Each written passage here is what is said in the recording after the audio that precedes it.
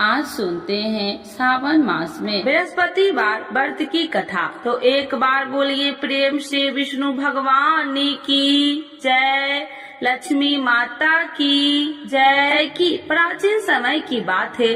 भारत वर्ष में एक राजा राज्य करता था। वह बड़ा प्रतापी और दानी था। वह नित्य गरीबों और ब्राह्मणों की सेवा सहायता करता था। वह प्रतिदिन मंदिर में भगवान दर्शन करने जाता था, लेकिन यह उसकी रानी को अच्छा न लगता।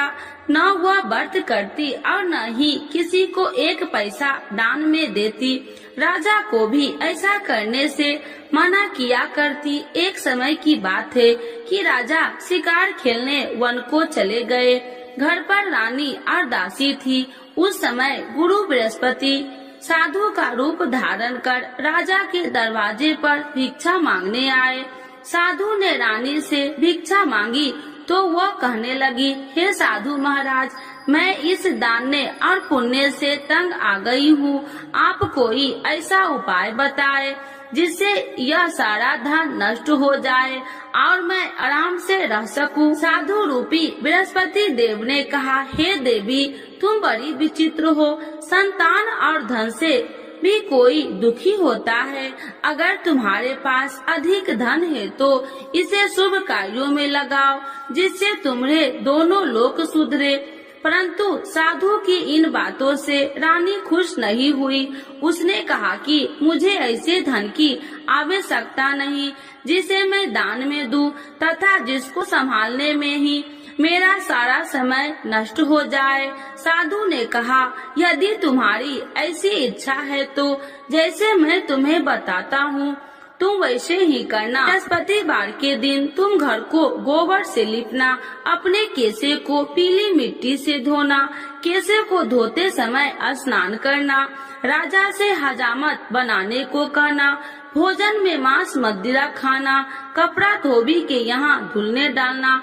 इस प्रकार 7 बृहस्पतिवार करने से तुम्हारा समस्त धन नष्ट हो जाएगा। इतना कहकर साधु बने बृहस्पति देव अंतर ध्यान हो गए। साधु के कहे अनुसार करते हुए रानी को केवल 3 बृहस्पतिवार ही बीते थे कि उसकी समस्त धन संपत्ति नष्ट हो गई। भोजन के लिए परिवार तरसने लगा। एक दिन राजा रानी से बोला, हे रानी, तुम यहीं रहो, मैं दूसरे देश को जाता हूँ, क्योंकि यहाँ पर मुझे सभी जानते हैं, इसीलिए मैं कोई छोटा कार्य नहीं कर सकता। ऐसा कहकर राजा परदेश चला गया। वहाँ वह जंगल से लकड़ियाँ काट कर लाता और शहर में बेचता। इस तरह वह अपना जीवन व्यतीत करने लगा। इधर राजा के बिना रानी और दासी दुखी रहने लगी।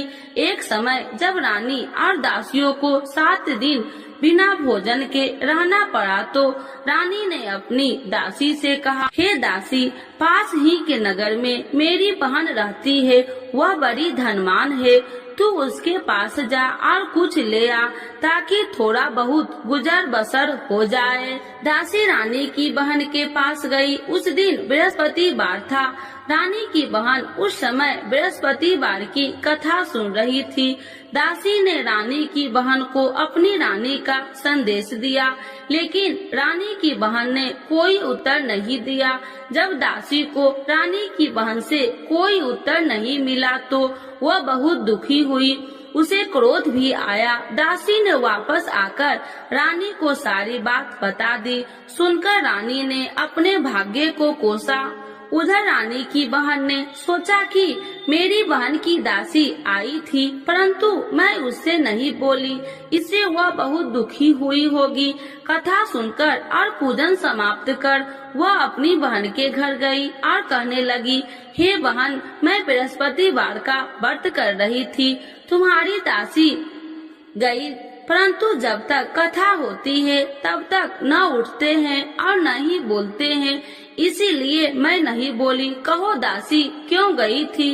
रानी बोली, बहन, हमारे घर अनाज नहीं था। ऐसा कहते कहते रानी की आंखें भर आई। उसने दासियों समेत भूखा रहने की बात भी अपनी बहन को बता दी। रानी की बहन बोली, बहन देखो, बृहस्पति देव भगवान सबकी मनोकामना पूर्ण करते हैं। देखो शायद तुम्हारे घर में अनाज रखा हो।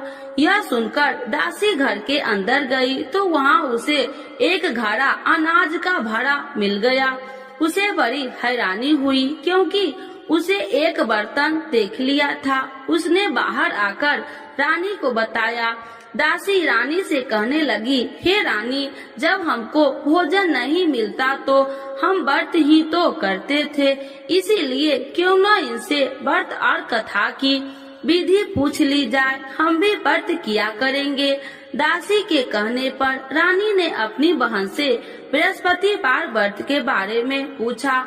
उसकी बहन ने बताया, बृहस्पतिवार के व्रत में चने की दाल और मुनक्का से विष्णु भगवान का केले की जड़ में पूजन करे तथा दीपक जलाए, पीला भोजन करे तथा कथा सुने। इससे गुरु भगवान प्रसन्न होते हैं, मनोकामना पूर्ण करते हैं।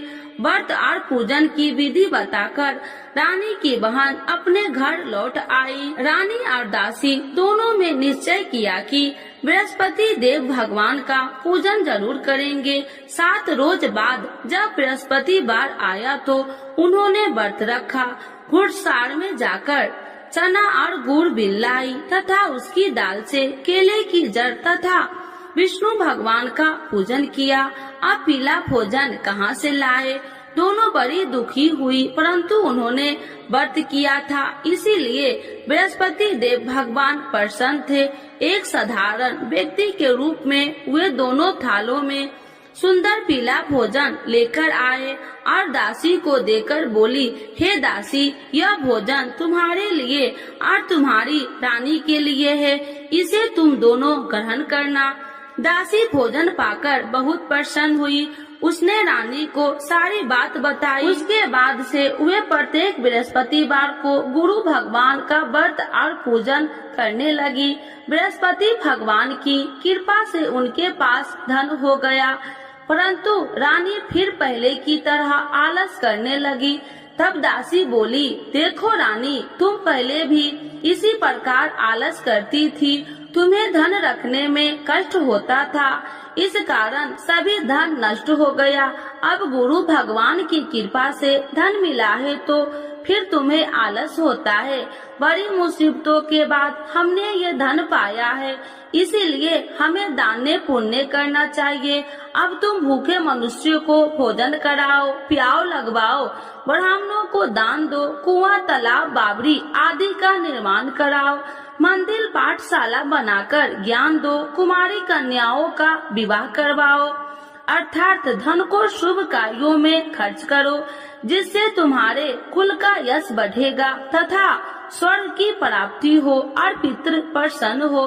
दासी की बात मानकर रानी शुभ कर्म में करने लगी, उसका यश फैलने लगा। एक दिन रानी और दासी आपस में विचार करने लगी कि जाने राजा किस दशा में होंगे, उनकी कोई खोज खबर भी नहीं है।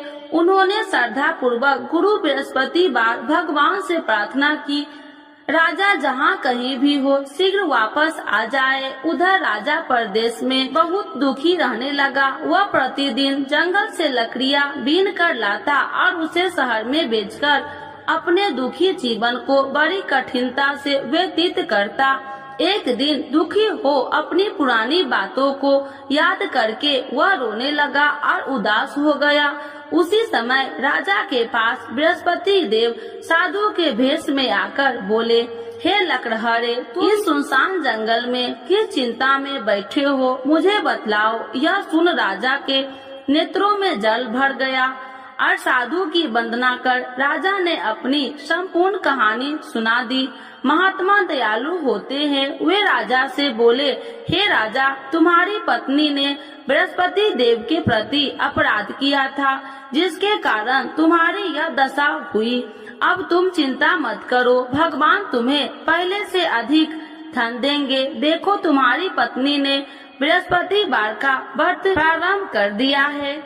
अब तुम भी बृहस्पतिवार का व्रत करके चने की दाल व गुड़ जल के लोटे में डालकर केले का पूजन करो। फिर कथा कहो या सुनो, भगवान तुम्हारी सब मनोकामनाओं को पूर्ण करेंगे। साधु की बात सुनकर राजा बोले, हे प्रभु, लकड़ी बेचकर तो इतना पैसा भई नहीं बचता जिससे भोजन के उपरांत कुछ बचा सकूं। मैंने रात्रि में अपनी रानी को व्याकुल देखा है। मेरे पास कोई साधन नहीं जिससे उसका समाचार जान सकूं। फिर मैं कौन सी कहानी कहूँ, यह भी मुझको मालूम नहीं। साधु ने कहा, हे राजा, मन में बृहस्पति भगवान के पूजन व्रत का निश्चय करो, वे स्वयं तुम्हारे लिए कोई राह बना देंगे। बृहस्पतिवार के दिन तुम रोजाना की तरह लकड़ियाँ लेकर शहर में जाना। तुम्हें रोज से 2 गुना धन मिलेगा, जिससे तुम भली भांति भोजन कर लोगे तथा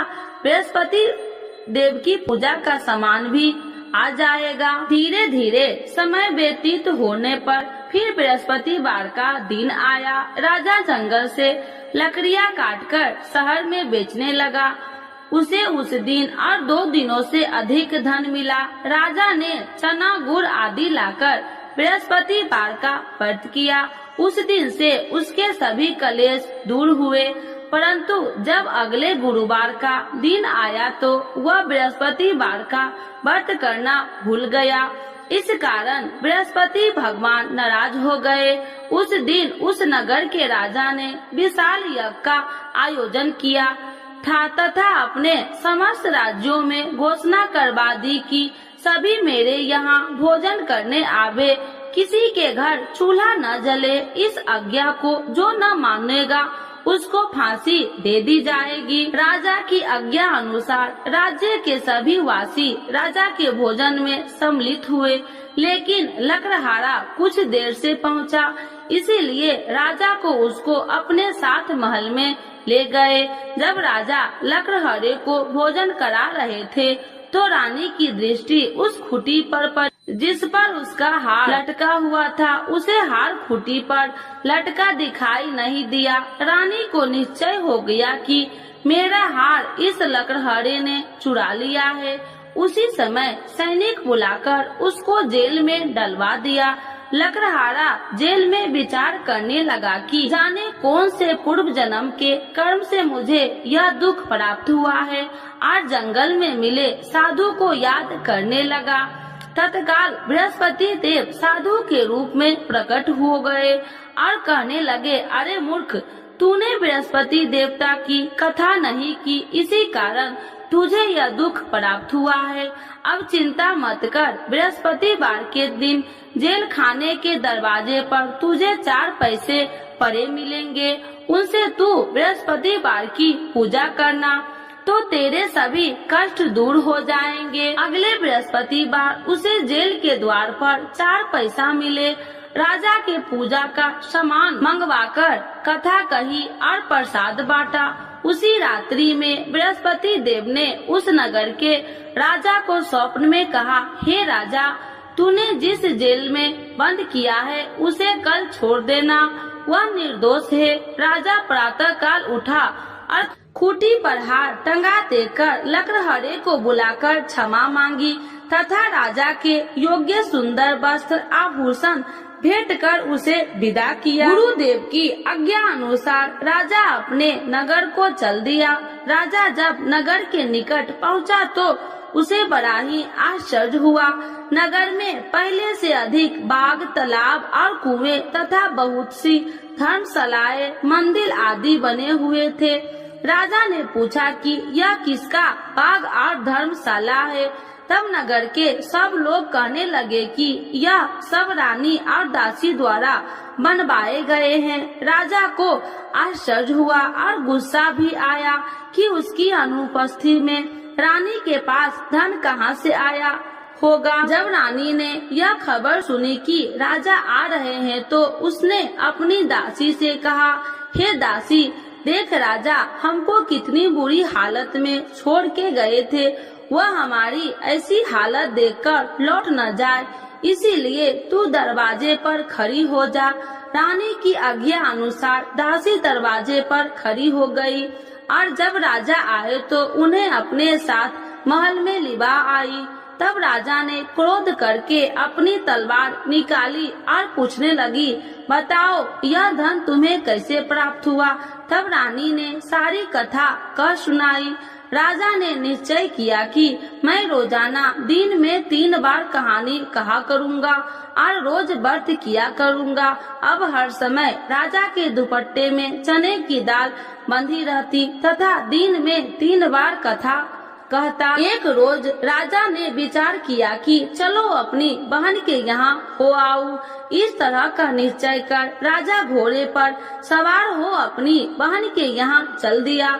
मार्ग में उसने देखा कि कुछ आदमी एक मुर्दे को लिए जा रहे हैं। उन्हें रोककर राजा कहने लगा, अरे भाइयों, मेरी बृहस्पतिवार की कथा सुन लो। वे बोले, लो हमारा तो आदमी मर गया है, इसको अपनी कथा की पड़ी है।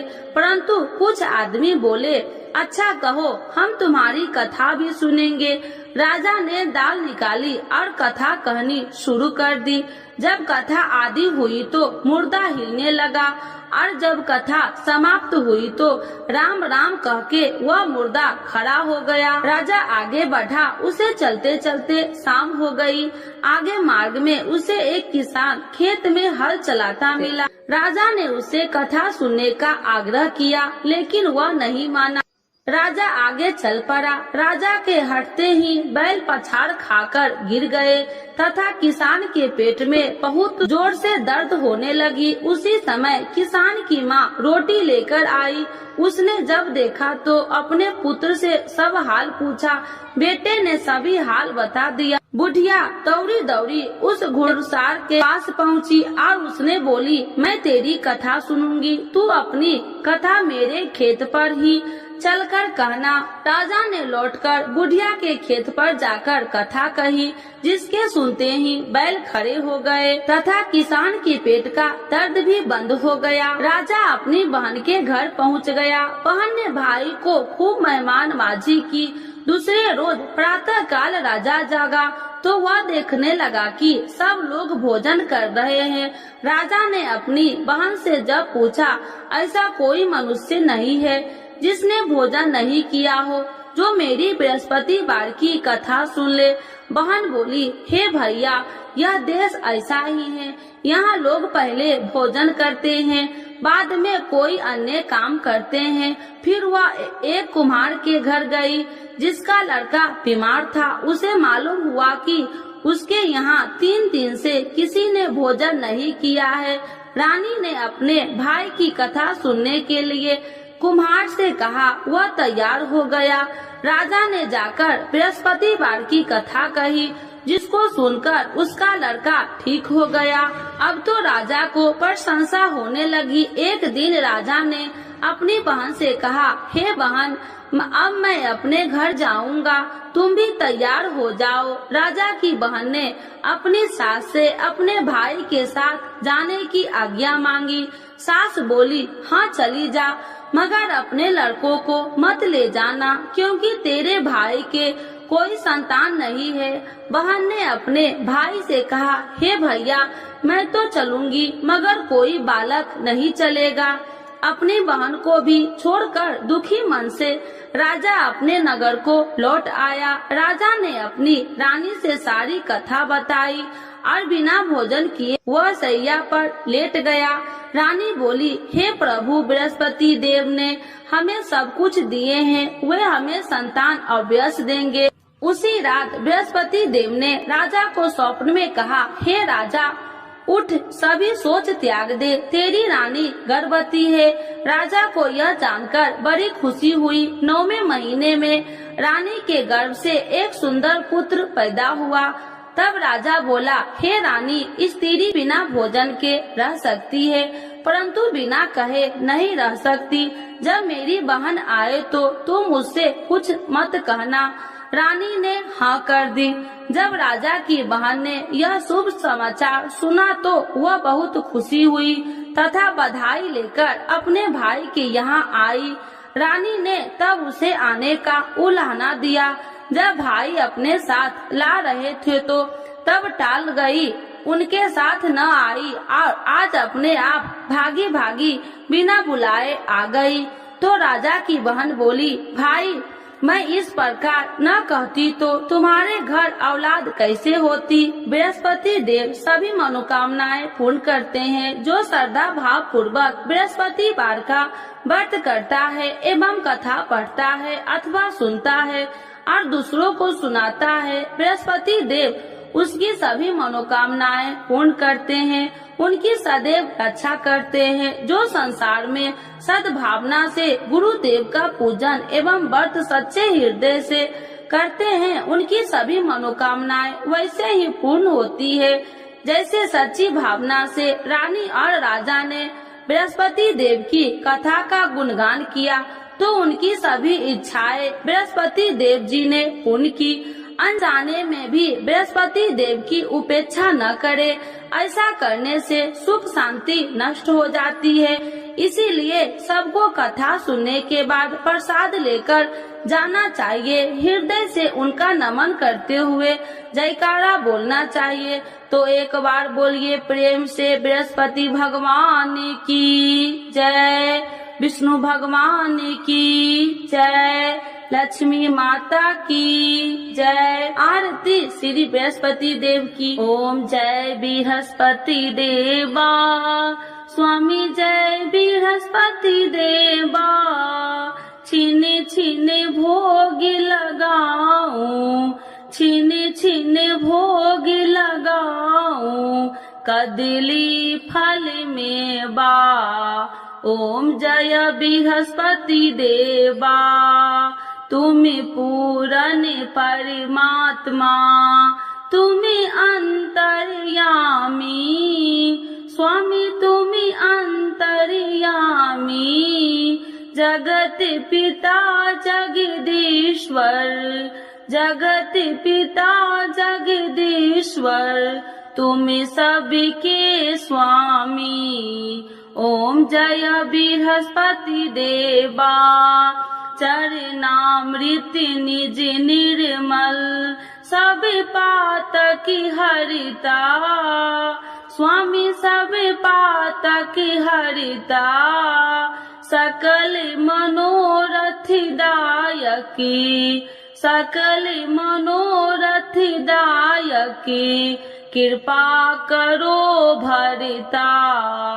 ओम जय बृहस्पति देवा, तन मन धन अर्पण कर, जो जन शरण पड़े, स्वामी जो जन शरण पड़े, प्रभु प्रकट तब हो करे, प्रभु प्रकट तब हो कर, आकर द्वार खड़े। ओम जय बृहस्पति देवा, दीन दयाल दयानिधि, भक्तन हितकारी, स्वामी भक्तन हितकारी, पाप दोष सब हरता, पाप दोष सब हरता, भव बंधन हारी।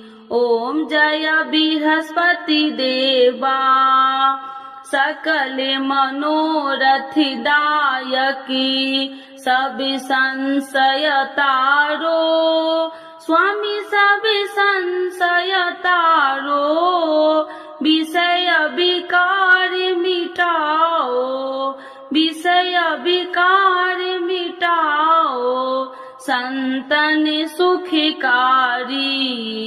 ओम जय बृहस्पति देवा, जो कोई आरती तेरी प्रेम सहित गावे, स्वामी प्रेम सहित गावे, ज्येष्ठानंद बंद सो, ज्येष्ठानंद बंद सो, सो निश्चय पावे। ओम जय बृहस्पति देवा, स्वामी जय बृहस्पति देवा। बृहस्पति भगवान की जय, विष्णु भगवान की जय, लक्ष्मी माता की जय।